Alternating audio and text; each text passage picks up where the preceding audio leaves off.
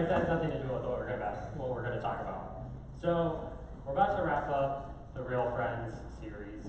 And Sharon's talked about your inner circles. Nicole talked about influences in your life. And tonight, you just have to wait to see what I'm gonna say. So I'm gonna ask a question first though. How many of you, whether it's from an argument or a disagreement, maybe you moved away, you lost interest, you have different interests, or you got different friend groups. How many of you have lost a friend? I see people who don't have their hands raised, and you guys are really lucky. So tonight, we're going to talk about something different. We're going to talk about what it's like to lose a friend, to end a friendship. So friends part ways, and friendships end. That's going to happen. It happens in life. And I'm going to tell you this, I'm a pro at losing friends. And I'll tell you how. In high school, when I was a senior in high school, I had a group of about 6 to 10 of us that we were all really close. Every weekend we'd have like a bonfire, a movie night, or we'd go out and do something like a haunted house or whatever it may be. We would go out and do all kinds of things. But partway into the senior year, things fell apart, and I was the one who had all of the repercussions of it. And yes, it was because of like girl drama, but that's a different story, not for tonight. But the thing is, I went from having 6 to 10 friends, like that big group, and by the end of my senior year, I had 2 friends. And it was miserable. It was not the best time. There were some rough nights. There were a lot of lies and a lot of drama, and losing friends is not fun. And another one, I'm a pro, right?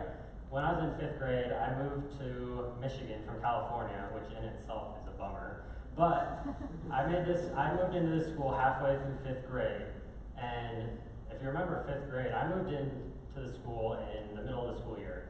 So I was like fresh meat, I was picked on a little bit. I don't want to say bullying because it wasn't that bad, but I was made fun of a little bit. And at one point, my dad and my sister and I were living in an apartment while my mom was in California finishing up selling the house. And so I came home one day, I put my stuff in a bag, and I literally walked out the door and I said, "Dad, I'm walking back to California." And like, I was serious, but obviously my dad didn't let me walk back. I'm still here. But the funny thing is, one of those guys who's picking on me became my best friend. And I have a picture of him. His name is Michael. So that is on a Polaroid camera, which is funny because we're giving one away. That was on a Polaroid scavenger hunt. That was a stranger's bathtub. I don't recommend that, but we had youth group leaders with us, so it was okay. So Michael and I, 5th grade, became really good friends, and this went through freshman, sophomore year of high school, and eventually we kind of just drifted apart. I got really big into tennis, and he got big into BMX biking, which I don't do at all. I don't know anything about extreme sports, like that's not my thing. But because of that, our interests changed and our friend groups changed. And so we split up, if you want to say that. We broke up. Our friendship was done. So when we know a friendship needs to end, how do we handle it? Sometimes it's easy to step away from a friendship, you know, like that person's been really mean or bad influence, that kind of stuff. But other times it's really hard. Like when I was in high school, my senior year, it was tough leaving those friends. Some of them I considered like my best friends, and they believed stuff that wasn't true about me, so they stepped away from me, and it was tough. So we're going to talk about the Bible, because it talks about this. It's funny how that works, isn't it? So we're going to look at Acts 15, and it's Paul and Barnabas. So Paul is like this amazing preacher and teacher, like he's the man, he's going around and teaching everyone about Jesus. And Barnabas, his name was originally Joseph, but Barnabas means the encourager. And so when I picture Barnabas, I see Paul like standing on a rock, like preaching to people, like going at it, and then Barnabas is off to the side, like the best hype man, like this man gets you fired up for Jesus, like he's awesome. And so we have this dynamic duo of Paul and Barnabas, and they split up. Why? Well, let's find out. So in Acts 15, it says, "Sometime later, Paul said to Barnabas, 'Let us go back and visit the believers in all the towns where we preach the word of the Lord and see how they're doing.' Barnabas wanted to take John, also called Mark, with them, but Paul did not think it wise to take him because he had deserted deserted them in Pamphylia and had not continued with them in the work. So Paul and Barnabas and John, also called Mark, we'll just call him John Mark, were a trio doing their thing, and all of a sudden, John and Mark just left them. He ditched them and never came back. But Paul wasn't a fan of that, and Barnabas is cousins with John Mark. And so he's like, he's my family, I gotta bring him with me, right? So this is what happens. They had such a sharp disagreement that they parted company. Now, I don't know about you guys, but I've never described disagreement as sharp. I guess you could say one got cut deeply, right? Yeah? Okay, no, never mind.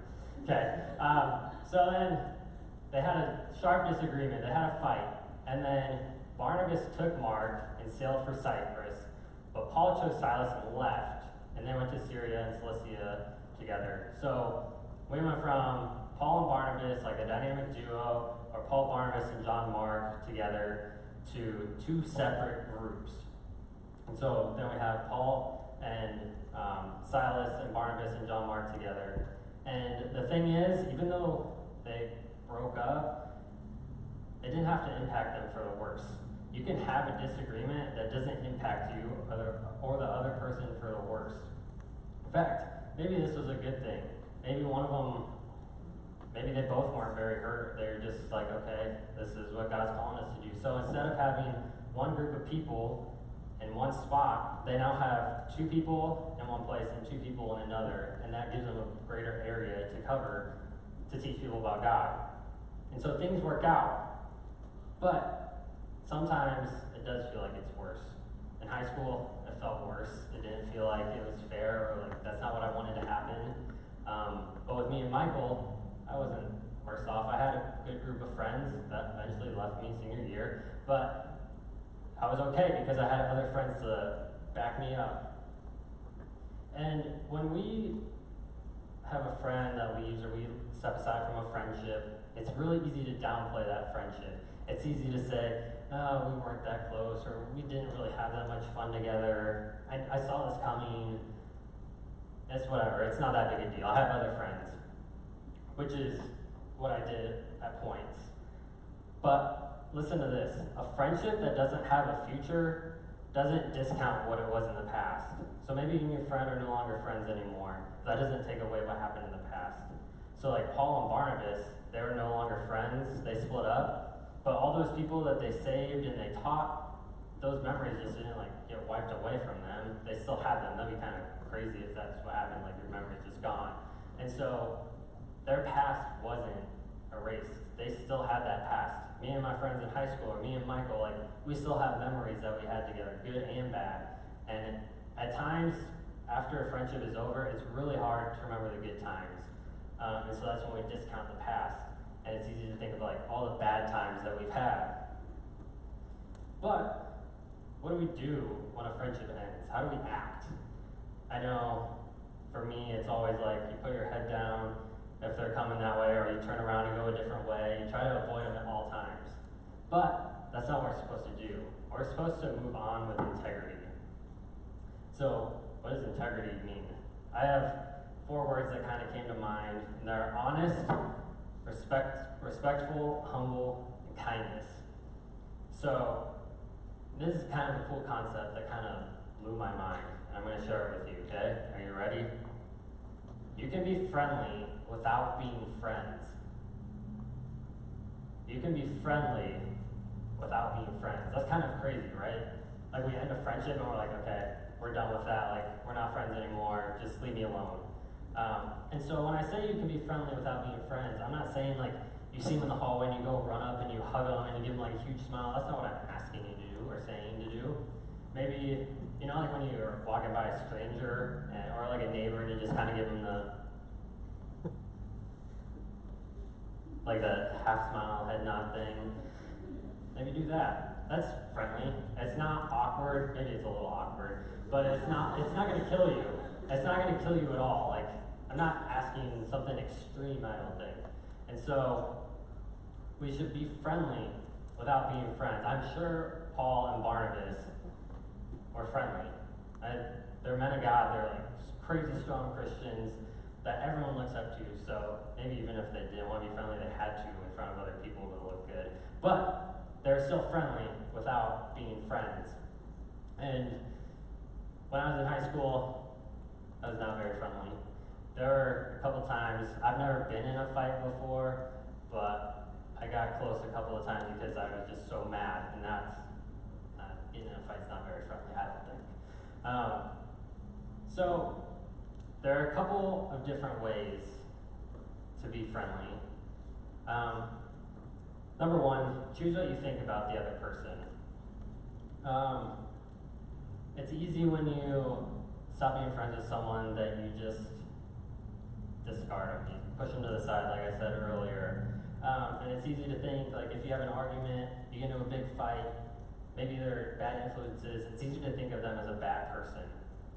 It's easy to just put blame on them. Like, when we get in a disagreement, it's never someone 100% their fault.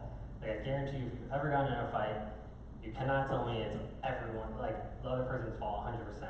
It's rarely even like 10% their fault. So you have to choose what you think about the other person. You have to choose to see the best in them, right? And then number two is choose what you do. So choose what you do. That's kind of like you get to choose to do the little head nod thing, or maybe you're with a group of friends and there's a friend that's no longer part of your group and your friends start talking bad about them. Maybe it's really easy to join in and be like, oh yeah, that guy sucks. But in fact, that's not what you should do. We should not put fuel to the fire. We should cut it off and be like, hey guys, I know we're not really friends with him anymore, but let's cut it out. It's none of our business to talk bad about this person. You can choose to cut those conversations off. You can choose to treat those people right. And the thing about friendships ending is, when a friendship ends, God's going to lead you to the right people. When I was in college, I had some friends that were not the best decision makers. They didn't make the wisest choices. And so it was really easy for me to kind of step aside after a while and be like, I don't want to be a part of that stuff anymore. And eventually, I kind of found the right people. I had a great community of friends in college. And I've been graduated for two years, I think, now. I don't remember. It's been a long time. And I talked to a couple of them, more than a few, all the time. Like, I know I have this support group. Because I left this group of friends over here that was causing me to stumble, causing me to do things I wouldn't normally do, I found this other group of friends where I knew I could go to them and I could find them whenever I needed them, and they'd be there for me. And I want to introduce you to one of my friends, one of my best friends. He was the best man at my wedding. His name is Ben. He's 6'6", 240 pounds, so we're not very similar in that way. But he's like almost like an extroverted version of me. He's like really outgoing, and we have very similar interests, but this guy is like one of my best friends I've ever had. Like, I don't know if we've ever gotten into a fight before. We've been friends for probably 3 or 4 years now. We were roommates for 2 years in college and just kind of hit it off, and we became best friends. And I know, like, whenever I'm struggling, I can text him at like 2 or 3 in the morning. He's going to be there for me. But I asked him to come here tonight, but he lives a couple hours away, so he couldn't make it. But he did send me a video, so I want to show you guys this video of a real-life example of what a friendship in my life looks like because I walked away from other friendships. What's up, guys? My name is Ben, and Caleb was one of my very best friends. Our relationship started really when we became roommates sophomore year, kind of by chance. Both of our roommates from freshman year decided they were transferring out, so Caleb and I just connected and decided to live together, but it never really ended up being more than just roommates, right? We never really pursued a friendship or hung out or got a meal together or anything like that. We just kind of slept in the same room and talked here and there, but never really invested in each other's lives. And then senior year, we ended up being roommates again, and that's when our friendship really took off to the next level, right? We were having deep conversations, we were walking through some similar stuff in life, and really just let God intervene with our friendship, right? It was like, hey, let's be real with each other, let's be vulnerable, let's open up, let's really dig in and invest in each other's lives. And it was crazy how we ended up going from sophomore year, barely talking at all, to senior year, we were best friends. And so we ended up, I was the best man in Caleb's wedding. I'm actually getting married in a couple days, and Caleb's gonna be standing up there with me on my wedding. So it's just crazy to go to see when you truly invest in a relationship, just the difference it can make, and then how much God can just take that and just make it blossom, make it grow to where we're pushing each other, we're loving each other well, we're laughing with each other. So that's something we're super thankful. So he mentioned sophomore year we didn't really like hang out. Now I was at a point in my life where I was slowly starting to make changes in my life, where I was starting to distance myself from certain people. And then by the end of our senior year, we're in each other's weddings. Like, it's kind of crazy how that works out. But I just thought it'd be cool to show you guys a real life example of what it looks like to step away. And that friendships ending isn't a bad thing. It's not always for the worst. So as we wrap up this series, you've heard about inner circles, you've heard about influences, and now you've heard about the end of a friendship. But I really want you guys to take away tonight that you should be friendly without being friends. I don't know why, but that's just in my head, and it's stuck with me as I was preparing this, and it's just such a strange concept that we never really talk about. We don't really talk about the end of a friendship. We kind of talk about like end of a relationship, but it's kind of different. So it's okay to be friendly without being friends, and most importantly, if you let God lead you to the right people, He will. If you step away from those people, if you're in a friendship that's kind of rocky, or you're struggling with, or you're just arguing all the time, whatever it may be, maybe your interests are different, God will lead you to the right people. So I'm going to pray and then dismiss you guys for small groups. God, thank you so much for tonight.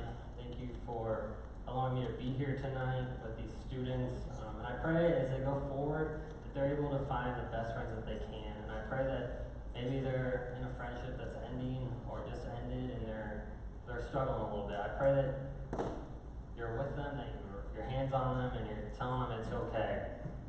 And I pray tonight as they go into small groups that they're able to talk about their friends and maybe some hardships that they've had and how they've come out on the better side, that it wasn't for the worse.